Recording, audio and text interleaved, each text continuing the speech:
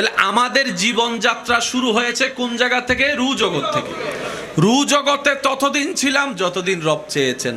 রব বলেছেন রু জগৎ থেকে চলে যাও, আমরা চলে আসলাম বাবার পিঠে। সুবহানাল্লাহ, জোরে বলি। বাবার পিঠে যতদিন রব চেয়েছেন আপনি আমি ছিলাম। যেদিন রব বলেছে বাবার পিঠ থেকে বের হও, আপনি আমি চলে গেলাম মায়ের পেটে। কার পেটে? মায়ের পেটে। যতদিন রব চেয়েছে ছিলাম, রব বলেছে মায়ের পেট থেকে বের হও, আপনি আমি চলে এসেছি দুনিয়ার বুকে। এখন আছি দুনিয়ায়, যাব কবরে, পরকালে কবর থেকে উঠব রবের হুকুমে হাসরে। রব্বুল আলামিন যদি দয়া করে হাসর থেকে চলে যাব জান্নাতের বাগানে। এই সিস্টেমটা সাজিয়েছেন কে? আমার একটু গোছাতে সময় লাগছে আপনাদেরকে। সাজিয়েছেন কে?